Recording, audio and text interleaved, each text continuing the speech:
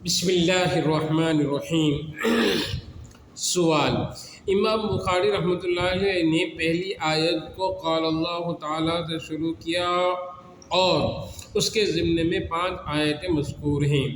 درمیان میں قولہ تعالیٰ کا اعادہ نہیں ہے۔ پھر 6 آیت کو قولہ سے، 7ویں کو وقولہ سے اور 8ویں کو کو بھی قولہ سے شروع کیا۔ اس میں کیا حکمت ہے؟ جواب: اگرچہ یہ 8 آیت قرآن عزیز کی ہی ہیں، لیکن فرق یہ ہے کہ پہلی 5 آیتوں کا مضمون باری تعالیٰ ہی کی جانب سے ہے، کسی کے قول کی حکایت نہیں، اور آخر کی 3 آیتوں میں یہ نقل بطور حکایت ہے۔ 6 آیت میں کافروں کو تمسخر اور استہزاء کا جواب ہے، اور 7ویں آیت میں کفار کی تحدید پر مسلمانوں کے ثبات اور استقامت کی حکایت ہے، اور 8ویں آیت میں بھی خداوند قدوس کی جانب سے مسلمانوں کے ہمت و پامردی اور استقلال کے معنی کی حکایت ہے۔ واللہ اعلم۔ اللہ یحب فی اللہ والبغض فی اللہ من الایمان۔ اللہ کے لیے محبت اور اس کے لیے بغض رکھنا بھی داخل ایمان ہے۔ امام بخاری رحمۃ اللہ علیہ اس سے یہ ثابت کرنا چاہتے ہیں کہ حب اور بغض اجزائے ایمان ہے، اور حب و عداوت کے درجات متفاوت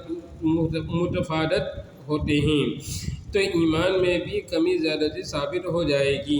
جواب: اگر یہ مقولہ امام بخاری کا اپنا ہے تو حجت نہیں، اور اگر حدیث ہے تو یہ مضمون کتب حدیث میں کہیں نہیں ملتا۔ سنن ابو داؤد میں حدیث یوں ہے: من احب اللہ والبغض للہ واعطى للہ ومنع اللہ فقد استکمل ایمان۔ جو اللہ کے لیے محبت کرتا ہے اور اللہ کے لیے بغض رکھتا ہے اور اللہ ہی کے لیے خیرات کرتا ہے تو اللہ ہی کے لیے دینے سے رکتا ہے تو اس نے ایمان مکمل کر دیا۔ اگر بے فرض اس حدیث سے تسلیم کر لیں تو اس بنا پر کہ امام بخاری عالم بالحدیث تھے، ممکن ہے کہ انہیں یہ حدیث ملی ہو مگر ہمیں اس کا علم نہ ہو، تو اس کا جواب یہ ہے کہ من الایمان میں من تبعیضیہ نہیں بلکہ ابتدائیہ ہے۔ مطلب یہ ہے کہ حب فی اللہ و بغض فی اللہ کی ابتدا ایمان سے ہوتی ہے، یعنی ان کا منتشا ایمان ہے۔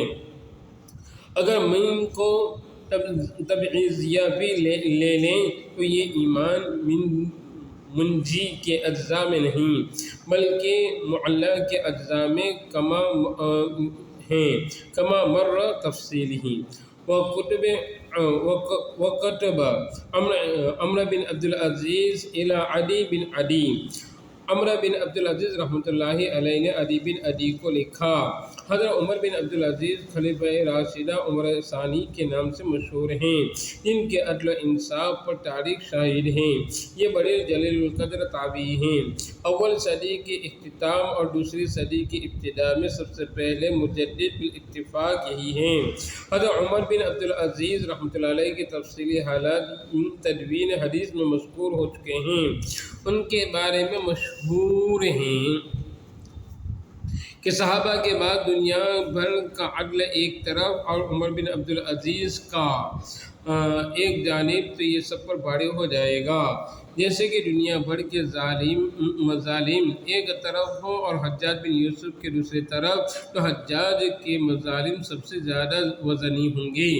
حضرت عبداللہ بن مبارک سے کسی نے دریافت کیا رحمۃ اللہ علیہ کہ عمر بن عبد العزیز رحمۃ اللہ علیہ افضل ہیں یا امیر معاویہ؟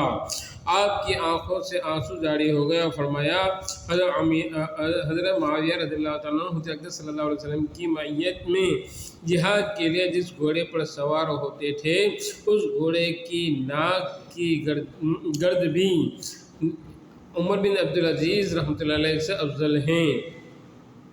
یہ فضیلت صحبت رسول صلی اللہ علیہ وسلم کی وجہ سے ہیں۔